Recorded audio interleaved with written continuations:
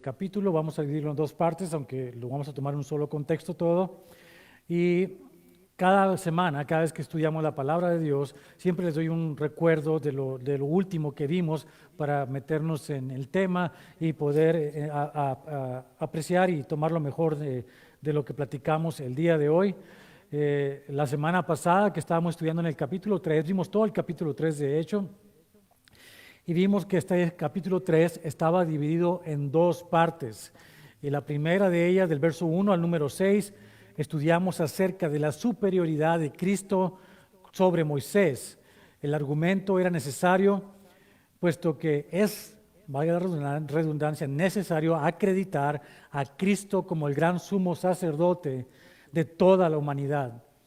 Consideramos que Moisés también fue un humano igual que nosotros, con tantas deficiencias como el que más. Sin embargo, Moisés fue fiel en el servicio del tabernáculo.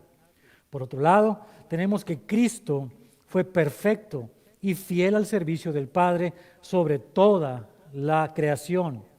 Luego en los versos 7 al 19, vimos que debemos ser temerosos de no ser como Israel en su comportamiento incrédulo durante su peregrinar por el desierto, porque toda esa generación no entró en la tierra prometida, ni en el reposo de Dios.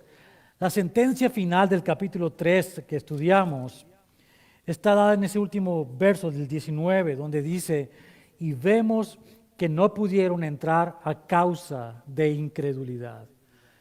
Qué terrible epitafio para una generación completa de personas que viendo las maravillas que Dios hizo para sacarlos de la esclavitud de Egipto a través de las 10 plagas, el abrir del mar rojo, el alimento diario provisto gratuitamente y de manera sobrenatural en el maná que comían día con día, el agua que brotó abundantemente de la peña a la que Moisés habló, con todos esos milagros, con todas esas maravillas, no creyeron. Y a la hora de haber llegado, apenas unas cuantas semanas después de salir de Egipto, a la orilla del río Jordán, y decir, ahí está la tierra prometida, enviar a los espías, no creyeron. Y el no creer trae consecuencias. No pudo esa generación entrar en la tierra prometida.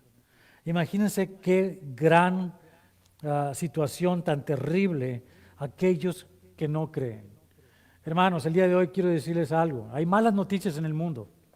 Las malas noticias es que la gente, la mayoría de la población del mundo se va a ir al infierno, tal cual. No puedo dar una, ¿cómo se dice? No una excusa, sino una disculpa por lo que estoy diciendo. Al contrario, si usted está escuchando este mensaje esta mañana y usted no ha nacido de nuevo, usted no ha entregado su vida al Señor Jesucristo, usted está en un mal lugar y va a ir al infierno. Pero si usted ha confiado, usted ha creído en el mensaje, note la diferencia. Si usted ha creído en el mensaje del Evangelio, si usted ha creído que Jesucristo es su Señor y Salvador personal y que en Él hay vida, usted tiene vida eterna y usted va a pasar la eternidad junto al Dios que lo ama y que lo ha creado con tanto amor. Esa es la realidad. Qué triste destino de aquellas personas que por egoísmo, por orgullo, no se rinden delante del Señor Jesucristo. Hoy, si Dios lo permite, mis hermanos, vamos a continuar con el capítulo 4 de la carta a los Hebreos y vamos a profundizar en el significado del reposo, el Sabbat. Además de estudiar acerca de la confianza que podemos tener en Cristo como el sumo sacerdote de nuestra fe y la palabra de Dios como medio tangible y necesario para sostenernos en nuestra fe. El estudio se va a dividir en dos partes. Vamos a ver nada más la primera parte el día de hoy, que tiene que ver con el día del Sabbat. ¿Qué significa esto? ¿Qué significa el reposo? Y en la siguiente ocasión, en 2 semanas, porque la semana que viene vamos a estudiar en Mateo capítulo número 3. En 2 semanas, entonces, vamos a continuar con la segunda parte que tiene que ver con el sumo sacerdote que necesitamos y con la palabra de Dios, que es la herramienta que tenemos para acercarnos a la verdad. Por lo pronto, vayamos entonces a nuestro texto del día de hoy y veamos cuál es la necesidad que tenemos, la necesidad del sumo sacerdote para nuestra salvación y santificación. Le pido, por favor, por respeto, póngase de pie y lea conmigo la palabra de Dios, capítulo 4 de la carta a los Hebreos, versos 1 al 16.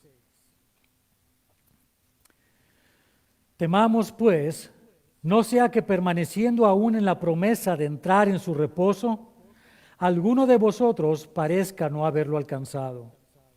Porque también a nosotros se nos ha anunciado la buena nueva como a ellos, pero no les aprovechó el oír la palabra por no ir acompañada de fe en los que la oyeron. Pero los que hemos creído entramos en el reposo de la manera que dijo. Por tanto, juré en mi ira, no entrarán en mi reposo, aunque las obras suyas estaban acabadas desde la fundación del mundo.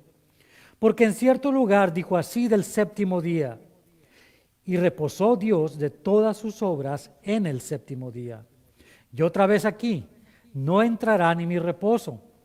Por lo tanto, puesto que falta que algunos que entren en él, y aquellos a quienes primero se les anunció la buena nueva no entraron por causa de desobediencia, otra vez determina un día, hoy, diciendo después de tanto tiempo, por medio de David, como se dijo, si oyereis hoy su voz, no endurezcáis vuestros corazones, porque si Josué les hubiera dado el reposo, no habría después de otro día.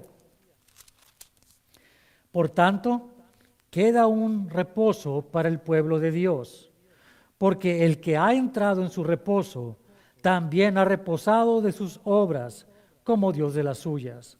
Procuremos, pues, entrar en aquel reposo, para que ninguno caiga en semejante ejemplo de desobediencia, porque la palabra de Dios es viva y eficaz, y más cortante que toda espada de dos filos, y penetra hasta partir el alma y el espíritu, las coyunturas y los tuétanos, y discierne los pensamientos y las intenciones del corazón. Y no hay cosa creada que no sea manifiesta en su presencia. Antes bien, todas las cosas están desnudas y abiertas a los ojos de aquel a quien tenemos que dar cuenta.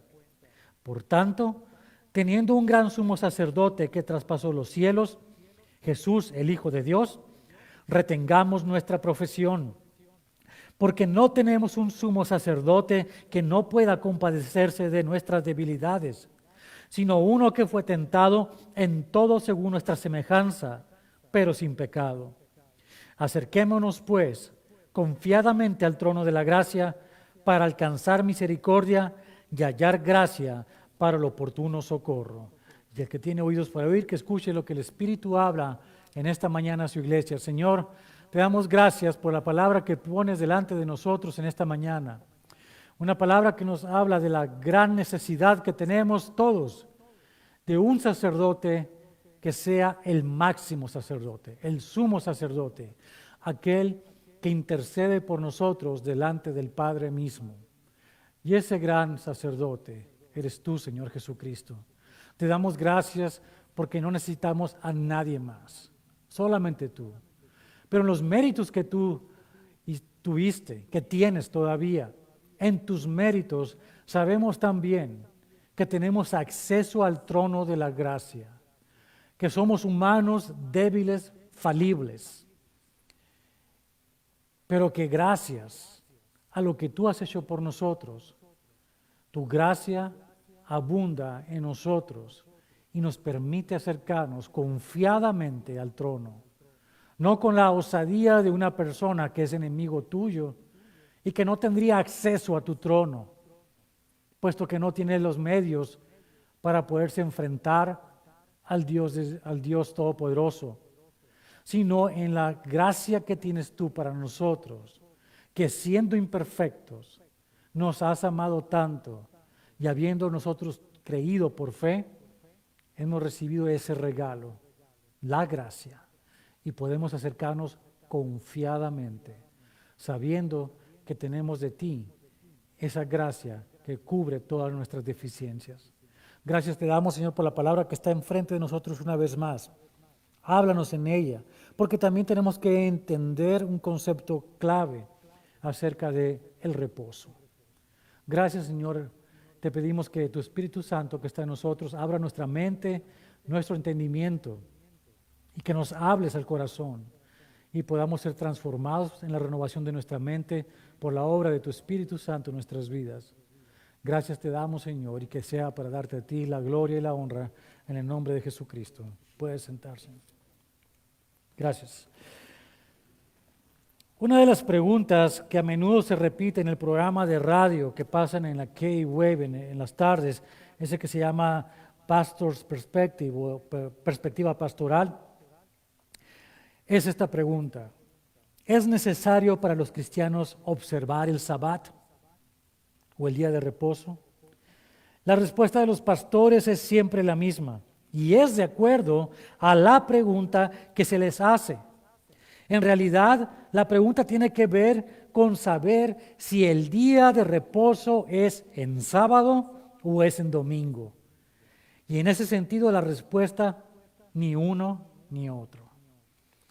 El día en que la iglesia del primer siglo se reunía para trabajar en la obra de Dios era y sigue siendo el primer día de la semana, es decir, el domingo, porque fue en domingo que nuestro Señor resucitó de entre los muertos. Y vemos muchos ejemplos de esto en las Escrituras del Nuevo Testamento.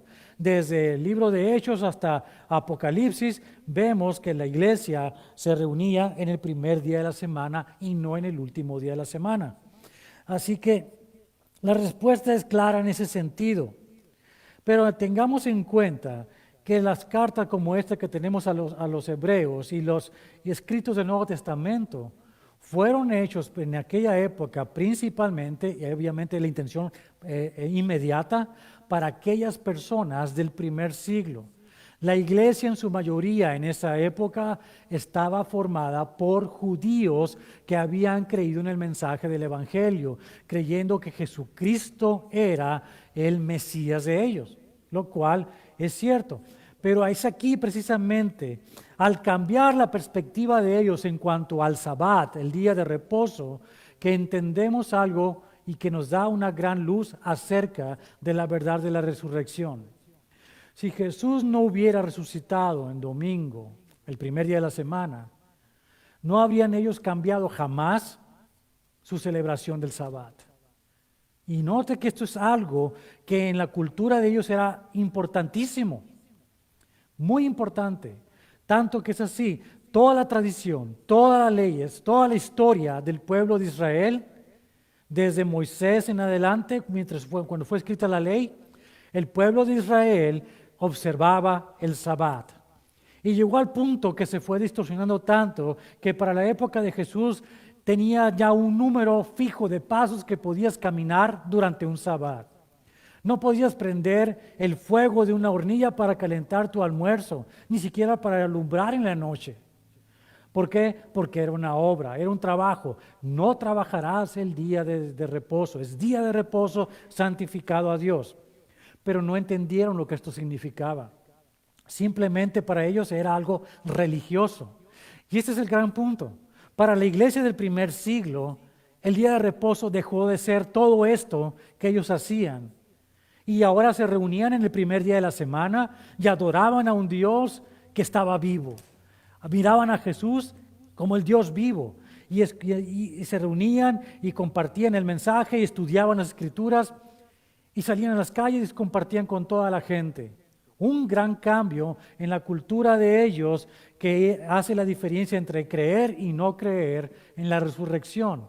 Siendo todos ellos contemporáneos de la resurrección, de los tiempos de la resurrección, sabemos por lo tanto que la resurrección es verdad. Ese es el hecho. Ahora, el Sabbat tiene mucho que decirnos a nosotros. Por supuesto, ellos se congregaban entonces el primer día de la semana y dejaron de congregarse en las sinagogas durante el séptimo día de la semana. Pero al poner atención en las preguntas que la gente hace en ese programa de radio, no recuerdo ni una sola que se haga acerca del significado del Sabbat. En efecto, la mente legalista de muchos cristianos sigue siendo aquella de la religiosidad de observar un día en particular para descansar, pero no han comprendido ni desean investigar lo que significa el día de reposo. En este capítulo 4 de la carta de los Hebreos encontraremos la respuesta más completa y profunda a este cuestionamiento necesario y lógico. En otras palabras, antes de cuestionar qué día de la semana se debe observar como el Sabbat, deberíamos primero definir lo que es el Sabbat. Y esto haremos al estudiar el día de hoy en la palabra de Dios, y al final de este mensaje lo entenderemos mejor. Pero comencemos por el primero de los versos de este capítulo. Verso número 1. Temamos pues, no sea que permaneciendo aún la promesa de entrar a su reposo, alguno de vosotros parezca no haberlo alcanzado. Este capítulo comienza con una palabra que es una conjunción. Es una conjunción entre el capítulo anterior y este capítulo que va comenzando. La conjunción es esta, una sola palabra, temamos, es un verbo. Y que este verbo dice que debemos tener temor. Temor. ¿Por qué? El capítulo anterior habló claramente al final de él, en los últimos versos, acerca del gran problema de la desobediencia de Israel. Por no creer, Israel se perdió en el desierto y toda una generación murió en el desierto, ¿verdad? Ok, entonces nosotros que somos la iglesia de Cristo, debemos tener temor a la incredulidad, temor al no creerle a Dios. Muchas personas dicen, es que yo creo en Dios. La pregunta no es si crees en Dios, el diablo también cree en Dios. La pregunta es si le crees a Dios. Esa es la pregunta. ¿Crees o no lo que Jesús prometió? ¿Crees o no que en Él hay salvación? ¿Crees o no en la vida eterna? En lo que Él tiene para ti. Porque si no creemos que Él perdona pecados, si no creemos que Él nos puede restablecer, si no creemos que Él nos reconcilia con el Padre, entonces no tenemos nada más que una simple, vaga idea de que existe Dios. Pero no tenemos el conocimiento de Dios. Ahí esa es la diferencia. Temamos, la palabra es clara, tenemos que tener un temor. Hemos hablado de que la salvación, y lo repito una vez más, y lo vamos a repetir casi siempre, una vez que eres salvo, no hay manera que pierdas la salvación.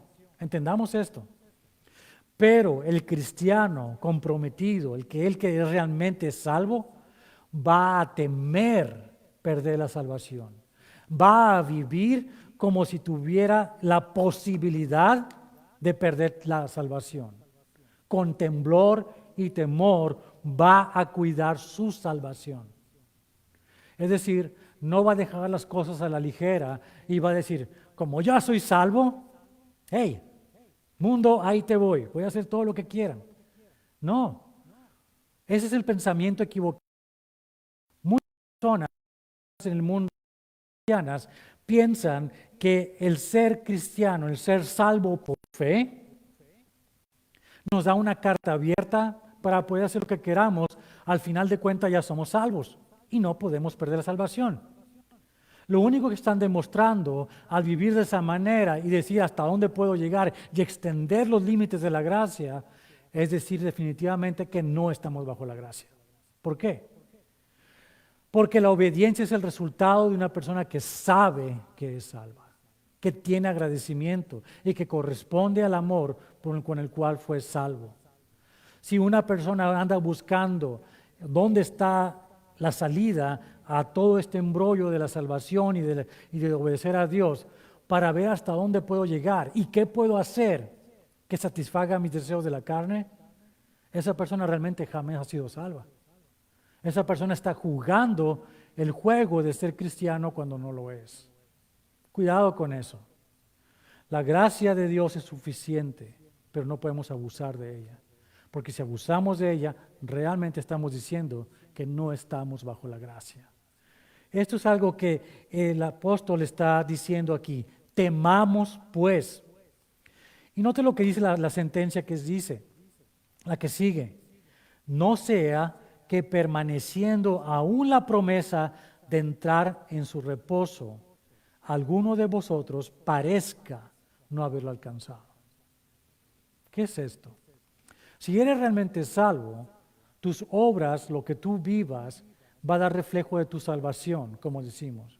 Pero si una persona no tiene tales obras que comprueben que es salvo, estaría en cuestión su salvación. Y volvemos al ejemplo de Israel. Perdió una generación completa vagando en sus corazones por el desierto durante 40 años y no pudieron entrar en el reposo de la tierra prometida. Esa es una razón de peso para tener temor de imitar tal ejemplo. Notamos que el autor recuerda que Dios le había prometido a la descendencia de Abraham, Isaac y Jacob la posesión de la tierra prometida. Valga la redundancia. Pero la incredulidad de aquellos que viendo las grandes maravillas que Dios hizo para sacarlos de Egipto, les impidió entrar en la tierra. La promesa de Dios fue real y efectiva para aquellos que creyeron, como Caleb y Josué, ¿verdad? Ellos sí creyeron. Ellos fueron junto con los otros 10 espías, reconocieron la tierra y regresaron. Y los otros 10 espías dijeron, no podemos entrar ahí, hay gigantes, nos van a comer vivos. Y no le creyeron a Dios que les había prometido que esa tierra era de ellos. Pero estos dos, Caleb y Josué, sí creyeron. ¿Cuál fue el reporte de ellos? Vamos a entrar, vamos a tomar la tierra, Dios nos va a dar esta tierra como lo prometió. Y no le creyeron. Entonces toda esa generación murió en el desierto. La incredulidad mató a ellos y la incredulidad sigue matando gente hoy en día y llevándolas al infierno. Si una persona no cree en el mensaje del Evangelio, no se va a ir al cielo, punto. El infierno es el lugar que le corresponde porque ha decidido voluntariamente no creer en el autor de la salvación. Así de sencillo, blanco y negro. Es algo que debemos manejar todo el tiempo y de entender, y por lo tanto debemos tener esa urgencia, mis hermanos, en compartir el mensaje del Evangelio. Urgencia. Todos los días la gente muere. Todos los días hay gente que se va de este mundo. ¿A dónde van? ¿A dónde están yendo nuestros seres queridos?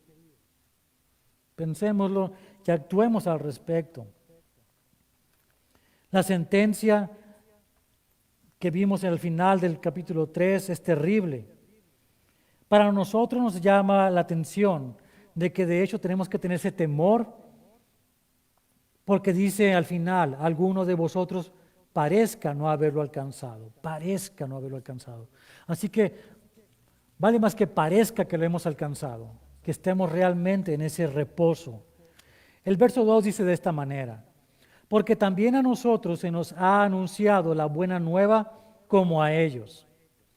Pero no les aprovechó el oír la palabra por no ir acompañada de fe en los que la oyeron.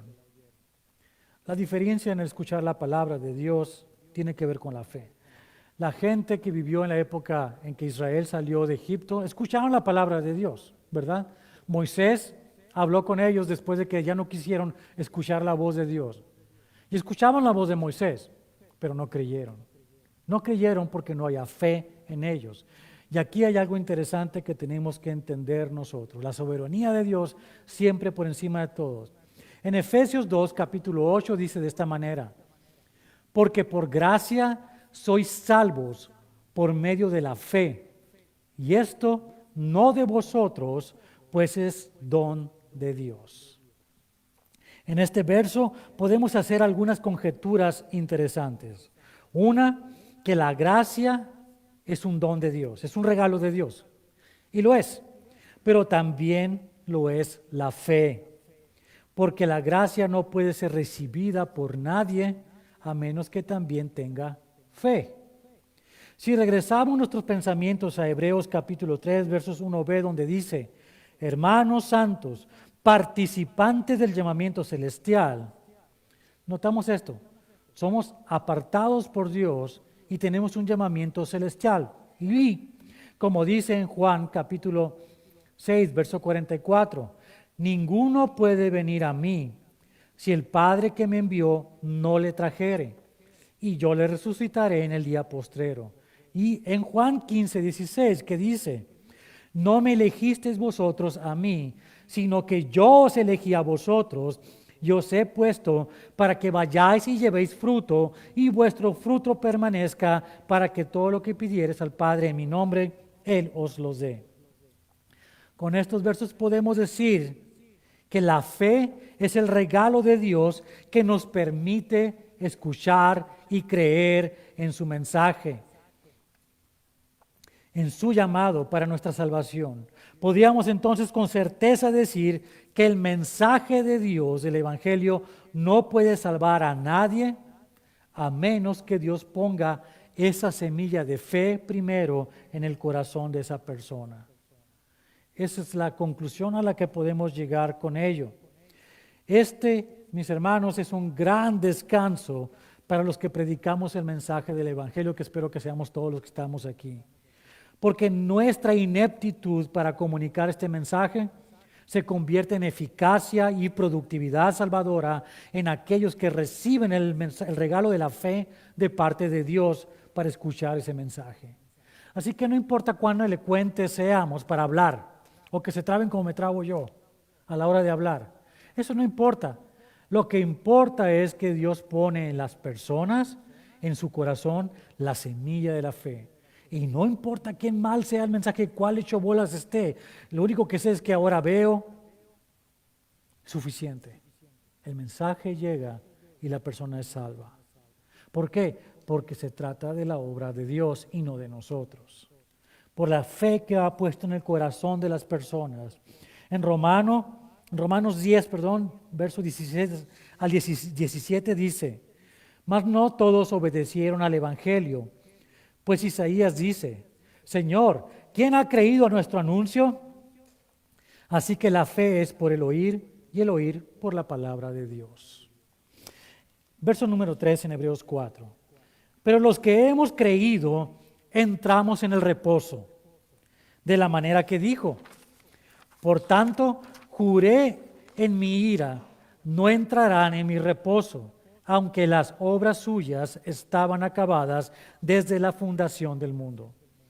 Una vez más, el autor considera la soberanía de Dios. Si somos llamados por Dios, entonces entramos en el reposo del Señor, el Sabbat. Y si no son llamados por Dios, no hay obra humana que pueda hacer al hombre entrar en el reposo de Dios. Así que las obras ya están contadas, ya está hecho todo. Sus obras, dice claramente, fueron acabadas desde antes de la fundación del mundo. ¿Y ahora qué hay para ellos? Nada. No hay ningún poder humano que los pueda hacer salvos. Aunque me porte muy bien, aunque te portes muy bien. Así es. Uno de los fundamentos del día de reposo, o Sabbat, si le quiere llamar, es la obra completa de Dios en cuanto a la creación. Como lo vemos en Génesis 2, versos 2 al 3. Y acabó Dios en el día séptimo la obra que hizo. Y reposó el día séptimo de toda la obra que hizo. Y bendijo Dios al día séptimo y lo santificó, porque en él reposó de toda la obra que había hecho en la creación. Por eso continúa el autor de los Hebreos con esta declaración bien sabida de aquellos lectores que tenían esta carta, aquellos judíos del primer siglo y de todos los tiempos. Dice así en Hebreos 4:4, porque en cierto lugar, dijo así, del séptimo día, y reposó Dios de todas sus obras en el séptimo día. Entonces tenemos que la obra creadora de Dios se detuvo en ese momento. 6 días pasaron en que el Señor hizo toda la creación, organizó todo el universo que existe con todas sus leyes físicas, con todo lo que hay, la creación del hombre en la tierra, todo esto. Y el Señor descansó de la obra creadora. Todo fue creado y ya no hay nueva creación. Entonces, pensemos por un momento, ¿qué hay de la historia de la humanidad? De la depravación en el corazón del hombre que resultó del pecado de Adán. ¿Y qué del plan de salvación y de la destrucción del mundo y de un cielo y una nueva tierra? ¿Hay o no hay obra de Dios en la creación una vez que Dios acabó de crearla? Leamos lo que Jesús dijo de esto cuando sanó a un paralítico en un día de reposo. Juan capítulo 5, leemos esto que es bien hermoso, por cierto, y nos da mucha esperanza a todos. Juan capítulo 5. Después de estas cosas, había una fiesta de los judíos y subió Jesús a Jerusalén. Y hay en Jerusalén, cerca de la puerta de las ovejas, un estanque llamado en hebreo Betesda, el cual tiene 5 pórticos. En estos yacía una multitud de enfermos, ciegos, cojos y paralíticos que esperaban el movimiento del agua. Notamos que Jesús fue a este lugar en una fiesta, a Jerusalén, y había este lugar donde había un pozo, donde había un grupo más bien grande de personas, dice ahí, enfermos, ciegos, cojos y paralíticos. Personas incompletas, personas quebradas, como estamos quebrados todos, como estamos incompletos todos. Todos ellos esperando a que se movieran las aguas de ese pozo. La gente necesita ser completa, sana, restituida. Esa es la necesidad de toda la humanidad. Todos tenemos un vacío tan grande que solo Dios puede llenar. Todos tenemos una falta en nuestra relación que solo Dios puede reconciliar. Solo Él puede hacer esto. Y esto es lo que esa gente estaba haciendo en ese pozo. Enfermos, ciegos, cojos y paralíticos como todos nosotros estábamos. Porque un ángel descendía de tiempo en tiempo al estanque y agitaba el agua. Y el que primero descendía al estanque después del movimiento del agua, quedaba sano de cualquier enfermedad que tuviese. Y había allí un hombre que hacía 38 años que estaba enfermo. Cuando Jesús lo vio acostado y supo que llevaba ya mucho tiempo así, le dijo, ¿quieres ser sano? Una pregunta irónica, retórica, si lo quiere ver de esa manera, pero una pregunta que es para todos nosotros. Es una pregunta que va más allá. Estamos bien, viene Jesús y ve a un hombre que está tirado, es sobre su lecho, junto a un pozo en el cual puede ser sanado. La pregunta puede parecer redundante e inclusive ofensiva. Pero la pregunta que Dios te quiere hacer a ti y me quiere hacer a mí en todos los días es esta. ¿Quieres ser sano? ¿Quieres ser restaurado? ¿Quieres ser completado? ¿Quieres ver? ¿Quieres escuchar? ¿Quieres ser sano? Por supuesto que esa persona quiere ser sana. Por supuesto que las personas quieren ser restauradas y completas. Nadie quiere vivir con un vacío en él. Nadie quiere reconocerse cuando se ve en el espejo y saber que está quebrado. Todos queremos estar completos.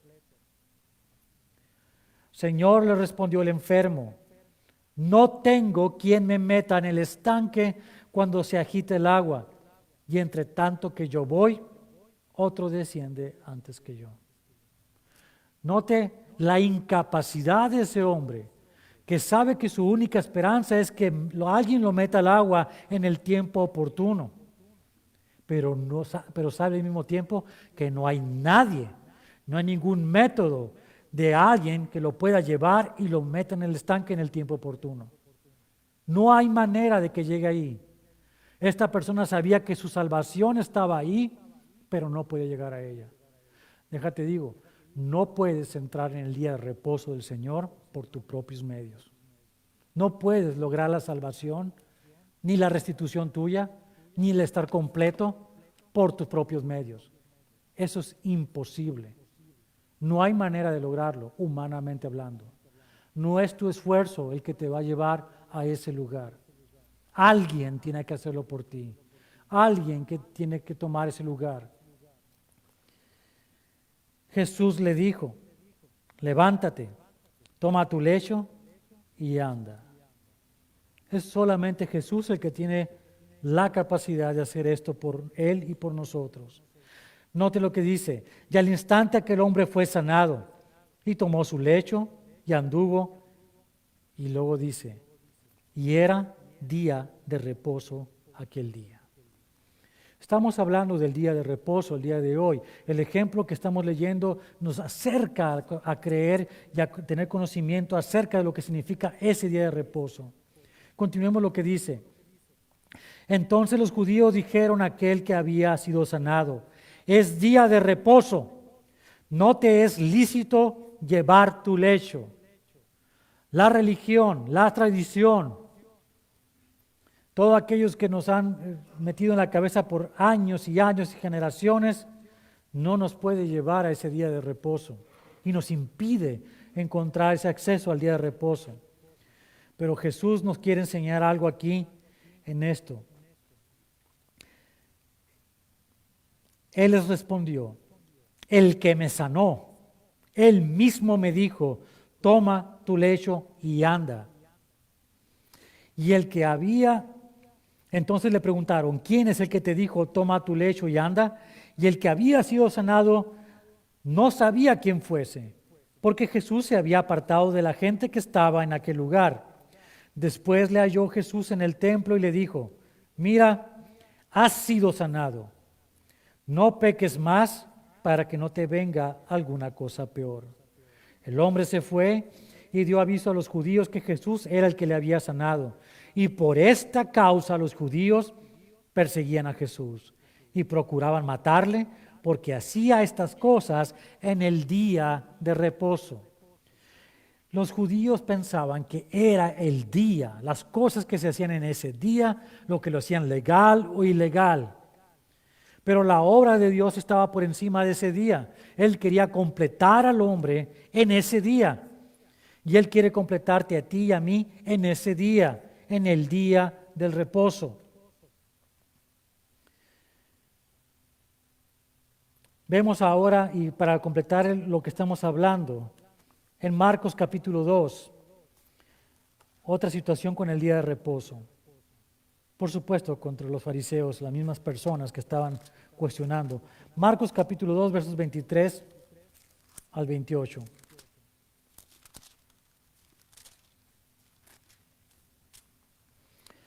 Aconteció que al pasar él por los sembrados un día de reposo, sus discípulos andando comenzaron a arrancar espigas. Entonces los fariseos le dijeron, mira, ¿por qué hacen en el día de reposo lo que no es lícito? Pero él les dijo, ¿nunca leíste lo que hizo David cuando tuvo necesidad y sintió hambre, él y los que con él estaban? ¿Cómo entró a la casa de Dios siendo Abiatar sumo sacerdote y comió los panes de la proposición, de los cuales no es lícito comer sino a los sacerdotes, y aún dio a los que con él estaban?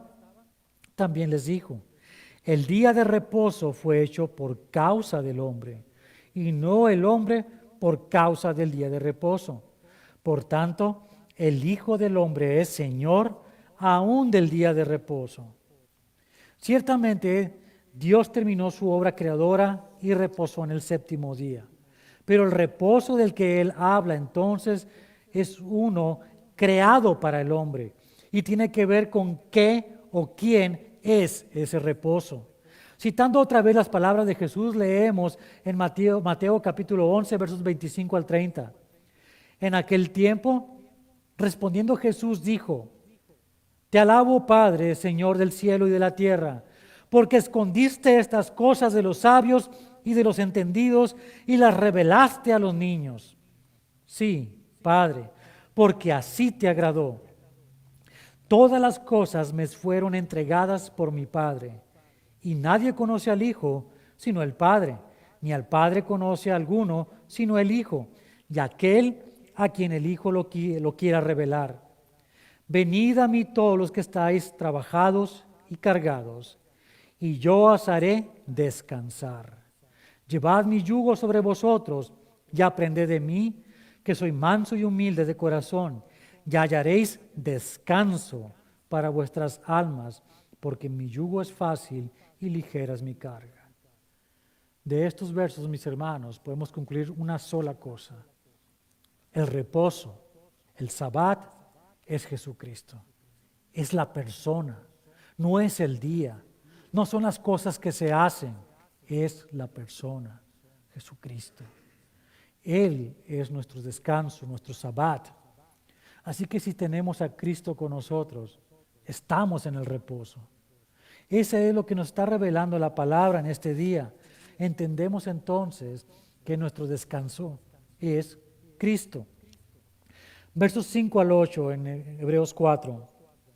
Yo otra vez aquí, no entrarán en mi reposo, por lo tanto, puesto que falta que algunos entren en él, y aquellos a quienes primero se les anunció la buena nueva no entraron por causa de desobediencia, otra vez determina un día, hoy, diciendo después de tanto tiempo por medio de David, como se dijo, si oyereis hoy su voz, no endurezcáis vuestros corazones. Porque si Josué les hubiera dado el reposo, no hablaría después de otro día. En estos versos podemos ver que el día de hoy es posible entrar al reposo. ¿Se da cuenta? No fue al principio de la creación, el séptimo día, sino el día de hoy. El día de hoy podemos conocer a Jesucristo como Señor y Salvador personal y entrar en el reposo del Señor. Este es el día de tu salvación. Pero ¿qué pasa cuando el corazón se endurece? No hay entrada en el reposo y las personas quedan como los israelitas en el desierto, muertos en el desierto, sin entrar en la promesa del descanso, del reposo. Es aquellos que todavía les falta entrar al reposo con quienes debemos enfocarnos, nosotros que ya hemos entrado a ese reposo. El día de reposo es el día en que debemos trabajar, porque el Padre trabaja, el Hijo trabaja, el Espíritu Santo trabaja. Como dice ahí, puesto que falta que algunos entren en él. Pedro lo escribió de esta manera en su segunda carta, capítulo 3, verso 9. El Señor no retarda su promesa, según algunos la tienen por tardanza, sino que es paciente para con nosotros, no queriendo que ninguno perezca, sino que todos procedan al arrepentimiento. Con este pensamiento nos vamos a quedar en el día de hoy. Hemos entendido que Jesucristo es nuestro reposo. Y hemos entendido también que necesitamos compartir el mensaje del Evangelio porque todavía hay muchas personas para las que Dios dice hoy. Estas personas hoy van a recibir la semilla de la fe en su corazón de parte de Cristo, de parte de Dios. Y el mensaje que llega a ellos, la palabra de Dios, va a ser su trabajo suficiente para que ellos vengan a la salvación y entren en el reposo este día. Por lo cual les digo, mis hermanos, que es importantísimo que obremos en ese sentido todos, que compartamos el mensaje del Evangelio con toda criatura. Tenemos parientes que todavía no son salvos, ¿verdad? Necesitamos compartir el mensaje de alguna manera. Y esperemos que Dios haya puesto en sus corazones la semilla de la fe para que ellos puedan recibir la palabra de Dios y surta efecto y dé fruto. Ese es el pensamiento con que nos quedamos. La semana entre 2 semanas, vamos a hablar de la necesidad de ese sumo sacerdote. Así que le pido que no se lo pierda. Por lo pronto sabe que ese sumo sacerdote es nuestro Sabbat, nuestro descanso. También vamos a hablar de la palabra de Dios, cómo se acerca, cómo nos lleva a conocer que somos realmente, que estamos expuestos completamente a este sumo sacerdote. Por lo pronto, y antes de que ore, para terminar el servicio, le voy a pedir a nuestros hermanos Douglas y Perla Goldwyn que pasen al frente y nos hablen de un ministerio que ellos están comenzando como familia. Douglas ha sido llamado, si pueden pasar, would you please come? Ellos están empezando un ministerio necesario en todo lugar, en las escuelas, en las junior highs, en los high schools del condado de Orange. Hay la gran necesidad de que la palabra del Evangelio llegue a estos jóvenes y la reciban. Y esta familia ha tomado el llamado de ir a las escuelas, preparar líderes en las escuelas todos los días para que compartan el mensaje del Evangelio a esa edad que es crítica para recibir el mensaje del Evangelio. Así que les voy a pedir a ellos que expliquen de qué se trata esto y cómo podemos nosotros apoyar a este ministerio. Y al final, obviamente, con la salida, en una mesa ellos van a estar también para hablar con ustedes. Pero les dejo que ellos compartan su mensaje y me hago un lado mientras. Go ahead. Thank you. Yeah, and so today, many of the students, they lack hope. Most are being shaped by a godless education system. And so here are the results that we see. We see last year, 1 million high school students reported attempting suicide. For every single atheist, adult atheist, it's been reported that there were 2 teenage atheists. Most students have never even heard the gospel. And that's the bad news. Muchos estudiantes de hoy carecen de esperanza. La mayoría está siendo formada por un sistema de educación sin Dios. Aquí están los resultados. El año pasado, 1.1 millones de estudiantes de secundaria informaron haber intentado suicidarse. Por cada adulto ateo, hay 2 adolescentes ateos. La mayoría de los estudiantes nunca han escuchado el Evangelio. Esa es la mala noticia. So here's the good news is that in America, the Christians in America, 84% say they received Christ before they turned 18. They need to hear the gospel, and they need someone to tell them the gospel. La buena noticia es de que otros estudios muestran que hasta el 84% de los cristianos en los Estados Unidos tomaron la decisión de seguir a Cristo antes de cumplir los 18 años. Necesitan escuchar el Evangelio, pero necesitan que alguien les hable del Evangelio. And so for the past 6 years, I've been going to junior high and high schools and preaching the gospel at lunchtime. They have Christian clubs that have a guest speaker. So I go in maybe 2 to 4 times a month. And, it's for a half hour, just a few times a month. I love it. Durante los últimos 6 años, mi esposo ha ido a las escuelas secundarias y preparatorias predicando el Evangelio. La mayoría de los clubs tendrán un orador invitado de 2 a 4 veces al mes durante media hora durante el almuerzo. Alabado sea el Señor, me encanta. And so I've joined a ministry called National School Project, and we've found that the students themselves can do so much more as they're there 5 days a week. So we help them, the students, at over 300 schools, make a difference on their campus, reaching thousands to come to know Jesus. En National School Project hemos descubierto que los mismos estudiantes pueden hacer mucho más ya que están en la escuela 5 días a la semana. Hemos ayudado a los estudiantes en más de 300 escuelas a hacer una gran diferencia en sus escuelas, lo que ha hecho que miles de personas conozcan a Jesús. And so the students face unique challenges, and we fully equip them to all year keep pushing forward.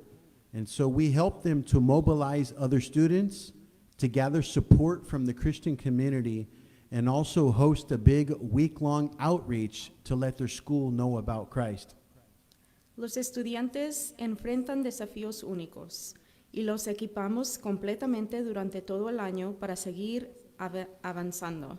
Les ayudamos a movilizar a otros estudiantes, a obtener el apoyo de la comunidad cristiana y organizar campañas grandes por una semana para que su escuela sepa acerca de Cristo.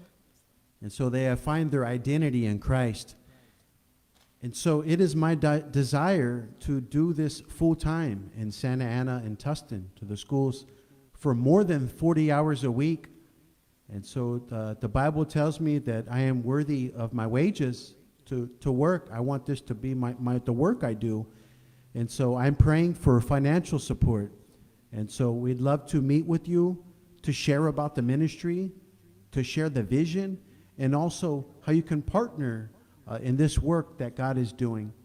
And so this year I've had the chance to work with NSP in parts of North Orange County. Currently, we're not in Santa Ana or Tustin, but I'm praying to bring it to Santa Ana, Tustin this school year. Es mi deseo hacer esto por tiempo completo en Santana y Tustin durante más de 40 horas a la semana, como mi trabajo.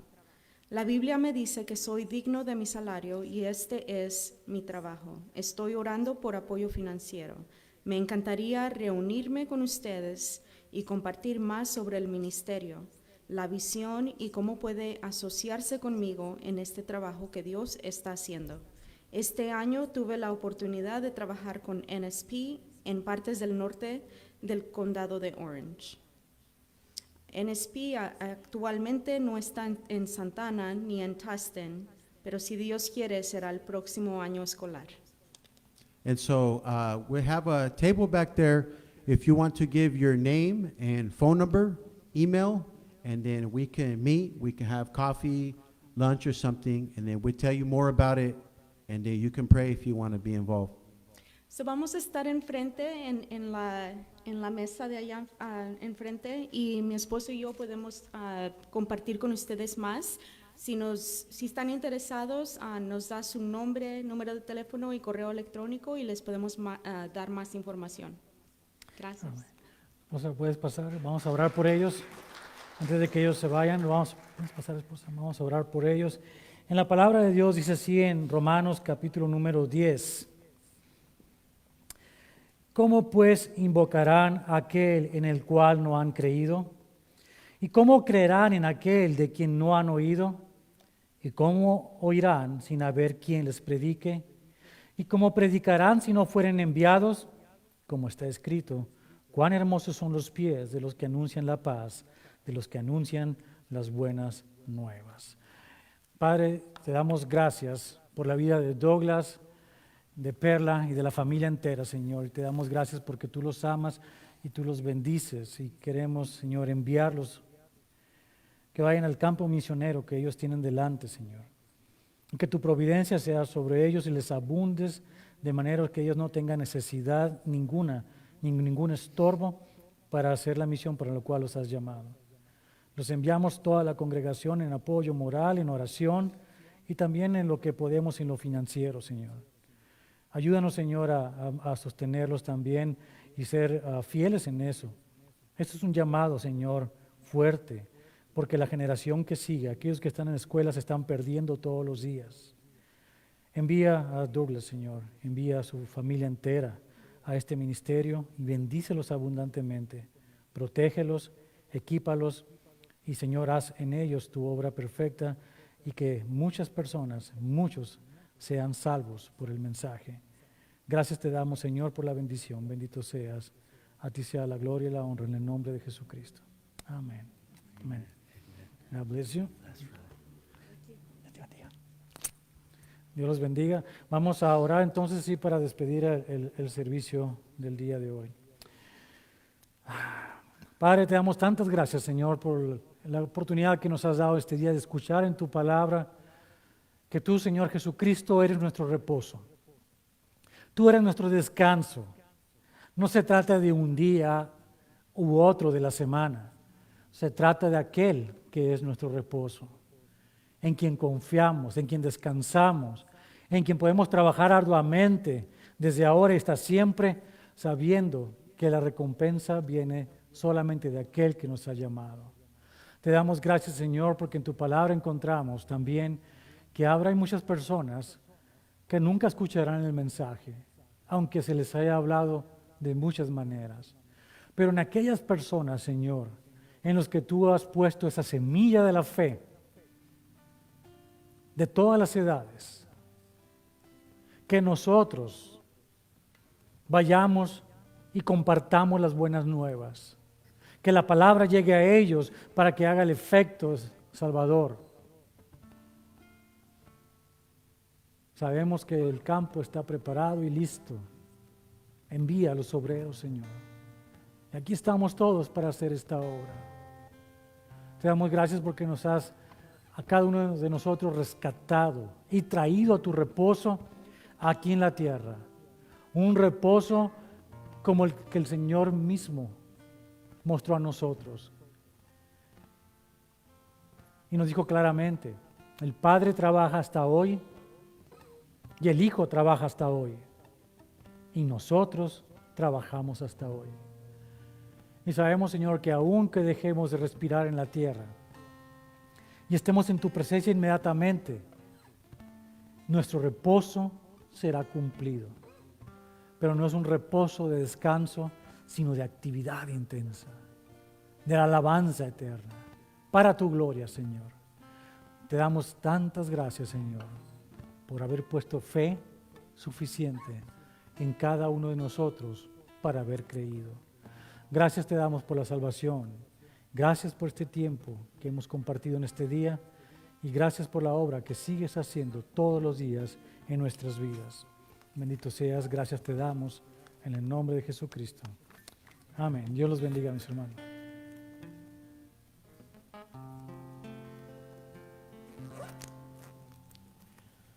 Entonces, ¿por qué no se pone de pie una vez más? Vamos a terminar alabando a nuestro Señor y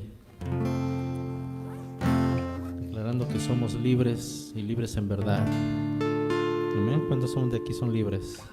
Amén. El Señor nos ha rescatado de la oscuridad y nos ha hecho libres para alabar su santo nombre. Entonces es lo que vamos a declarar en esta mañana.